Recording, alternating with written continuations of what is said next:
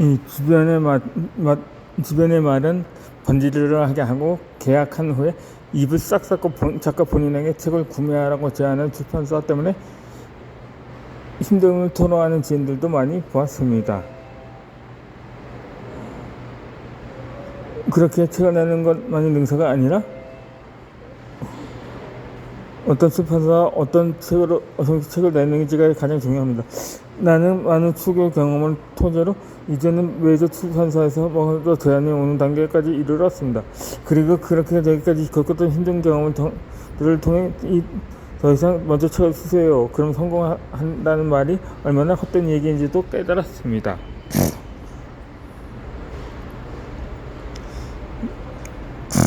이 책쓰기 교육을 제공하는 업체는 자체적으로 출판사를 운영하고 있습니다. 여러분들이 출판사를 운영한다고 생각해 봅시다. 아무것도 없는 사람이 열심히 책을 써서 출판해달라고 한다면 과연 흔쾌히 계약하겠는가요? 자본주의의 가장 큰 덕목이 이익 추구인데 이윤이 나지 않을 것 같은 기획이나 저자가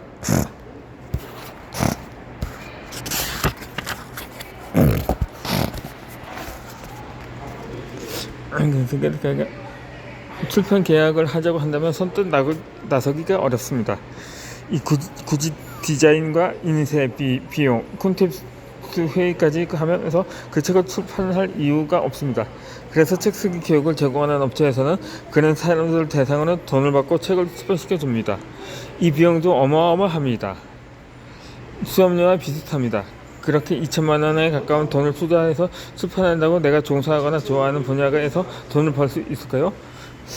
단언컨대 절대 아닙니다.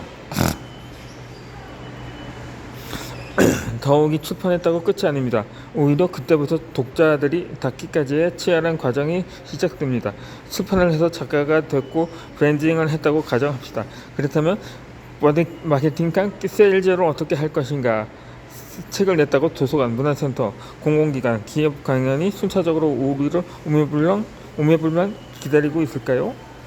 안녕하세요.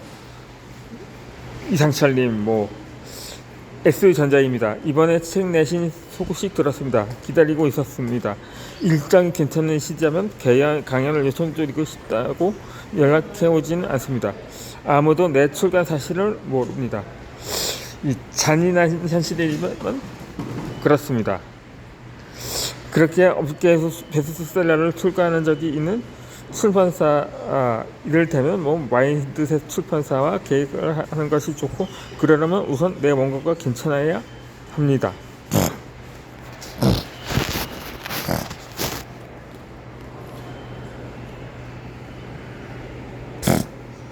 글에 원고가 괜찮다는 말은 글을 잘 썼다는 것만 뜻하지 않습니다.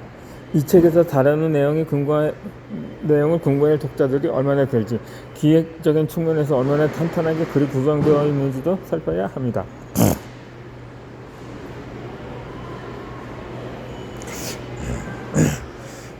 가령 유튜버들은 대상을 책을 냈다고 해서 봅시다.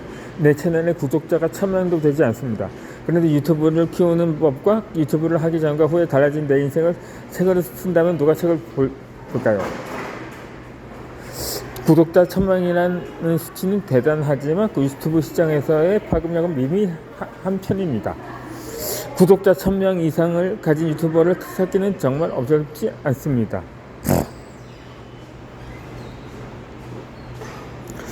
그 상황에서 유튜브에 대한 책을 써야 한다면 나는 이렇게 접근할 것입니다. 정치나 시사, 먹방, 스포츠, 헬스,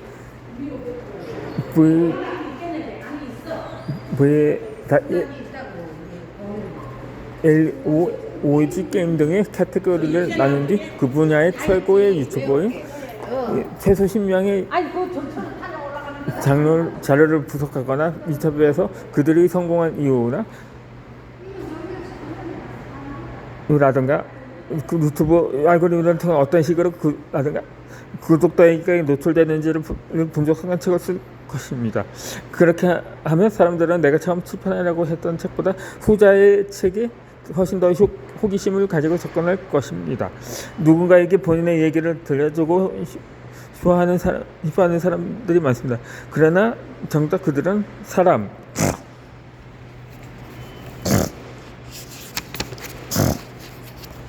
아니 들이 무엇을 쓰고 싶지 않은지는 잘 모릅니다. 내가 하고 싶은 이야기를 하라고 한다면 누가 내 책을 쓸까 있겠는가요? 만약에 그렇게 책을 쓰는 전에 분의 차례 물론 내가 책을 쓰는 거니까 뭐지 이렇게 분석하고 연구해야 합니다. 초미대학 SS 저도 수준이 오늘 전부 다 운해야 하나요? 이 질문에 대해서도 나는 단호히 아니요라고 말하고 싶습니다. 이 SNS 체제는 자신의 정체성을 노출하는 데 적합한 것 하나만 운영해도 충분합니다. 물론 여건이나 시간이 된다면 여러 채널을 활용해도 좋습니다. 나는 제로 인스타그램을 집중적으로 이용합니다. 내 콘텐츠를 보는 고액 수단은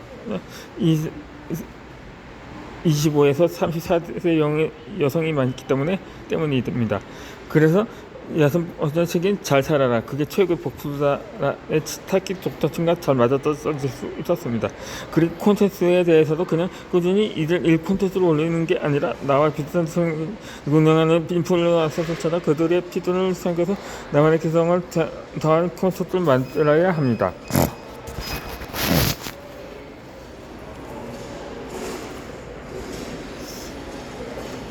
SNS별로 통한 느낌이 되니까 내용이 청소년분에는 다투자 가지고 시작해야지. 그렇지 않으면 어떤 것도 하나 제대로 만들 수가 없을 것입니다. 꾸준하면 잘 자겠지라고 SNS에 뛰어드는 것은 수영을 배우지 않고 물속에 가만히 있으면 헤엄이 자치겠지 하면서 수심 깊은 곳에 뛰어주는 것과 다름은 없습니다. 즉 살아남을 확률이 심각하다는 것입니다. 이 덱은 이제 집을 참진석 위해서 하는 게 아닐 것입니다. 본인의 하루에 좀더 브랜딩하고 감사의 뜻을 보여나가기에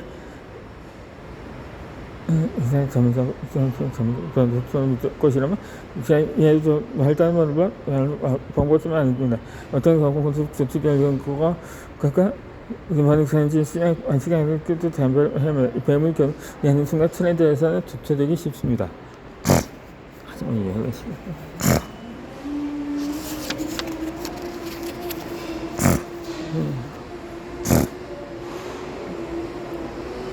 이 본진 파일 콘텐츠는 사망의 의미다.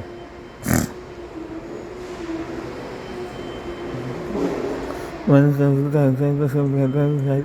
요구하는 일이 그날 범위를 통해서 취하며 이번에 소하는 일을 어떻게 직업으로 하는지 선수인지 좋아하는 일을 하면서도 물론 이다냐 무엇이든 필요해서 정보를 차별하게 수집해 나갈 수 있는 거 있는지 그 방법을 소개합니다. 이다냐 사인 조조 중에 조조라고 조조 스나이퍼 전문적인 정을 잘하는 일을 하기 위한 세 가지 조건입니다. 있습니다. 당신 잘하는 거 뭐라고 생각하세요? 성공하고 싶다고 패기 넘치게 날 찾아오는 사람들에게 난 종종 이런 점집니다.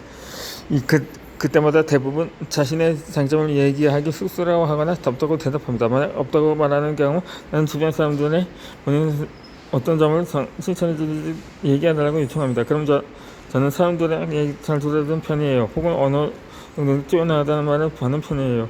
같이 이야기를 하기 시작합니다. 여기서 나는 스스로가 그렇게 받아들이지 않도록 상대보다 나를 느끼기 굉장히 중요한 표현으로 생각합니다. 이거는 우리도 하고 하지만 좋아하고 잘하는 거 수익을 내야 하고 그러면 상대방에게 같이 자극하는 사람이 되어야 하기 때문입니다. 하지만 시간까지 이건 다르다.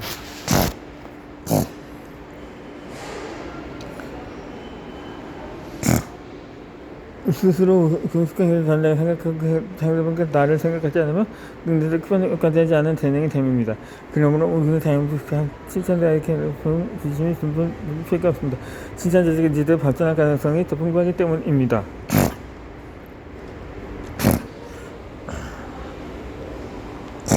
우선 나를 좋아하고 사랑하는 이 살기 위해서 여러 기준에 대해 되어야만 합니다.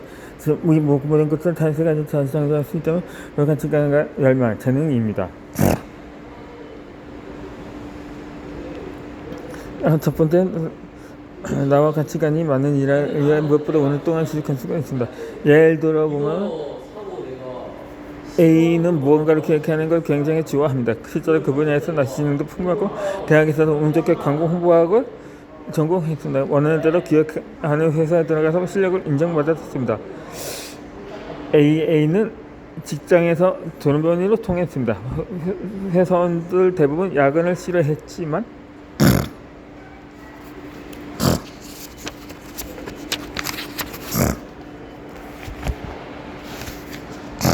A는 일이 있으면 밤을 새워서라도 근무에 일을 꺼냈고 실제로 본인이 맡은 업무의 만족도도 높았고 즐거워했다. 그러다 보니 회사도 A가 서로를 좋아했고 A는 자신이 이 회사에서 최대 10년을 일하리라 생각했습니다. 그래도 어느 날 B 기업 관계자에게 연락이 왔습니다. 그 연락은 다름이 아니라 A가 일하던 회사에서 신입사원이 워크숍을 했는데 B 기업 관계자가 앞으로 5년 동안 A 기업과 함께 일할 테니 신입사원 워크숍 예산을 어느 정도 융통성 있게 쓰고 남는 금액은 본인에게 달라고 하는 것입니다. A는 황당했습니다. 예산은 빡빡했고 어느 것 하나 빠진다면 워크숍의 퀄리티가 떨어질 게 자명하기 때문이었습니다. 그러나 함께 일하던 선배들은 B의 제안을 당연한 듯이 받아들였고 얻기 관행이라 말했습니다. A는 주변들의 평가, 그의 그리고 본인이 얼마나 그 일을 좋아하는지에 대한 열망, 자신에 대한 재능까지 완벽히 떨어졌지만 본인이 가지고 있던 가치관이 불합리한 일이 있으면 고쳐야 한다와 이 일이 맞지 않는다는 걸 깨달았습니다. 그래서 점차 일하는 것이 스트레스로 다가왔고 지쳐갔습니다. 그는 결국 많은 사람과 논쟁하며 가치관의 충돌이 불가피한 회사 생활을 꾸며두고 자신이 직접 일을 받고 기획한 프리랜서로 살고 있습니다.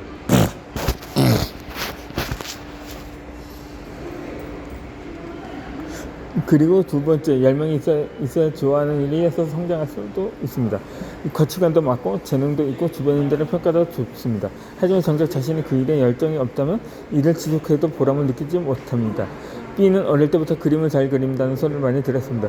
실제로 그는 학원에 다닌 적이 없는데 또래의 B의 뛰어난 그림 실력을 가져왔습니다. 그는 친구의 권유로 신발 디자인 공모전에 나가서 우수상까지 받을 정도였습니다. 가치관도 있고 재능도 있었습니다. 그런데 정작 자신이 그림 그리는 일을 업으로 삼고 싶어하지 않아 했고 그저 심심할 때 기분 전환 삼아 그리는 정도로 생각했습니다. 그는 열정이 크게 느껴지지 않는 곳에 시간과 에너지를 쏟는 일이 있어 불편하고 무의미하게 느껴서 결국 취미로만 그림을 그리게 되었습니다.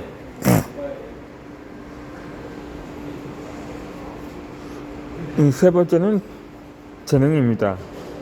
가치관도 먹고 본인이 열매를 있다는 재능이 앞서면 이렇게 해서 보통과 해독한 성과가 나올 수 있는 것도 생겼습니다. 재능이 있느냐고 인생이 가능하는 내보는 이거는 디테일로 그립니다. 사실 이 부분에 고치려 노력했지만 수산세가 타고난 사람.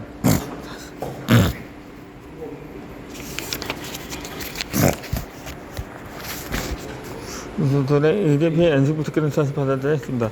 그래서 직장인 감정을 외주 맡겨가는 부탁한 편 저는 분을 그가 받도록 하여 본인 친구를 그래서 내가 어느 정도까지 어디가 언젠다는가요? 그렇지 않은가요?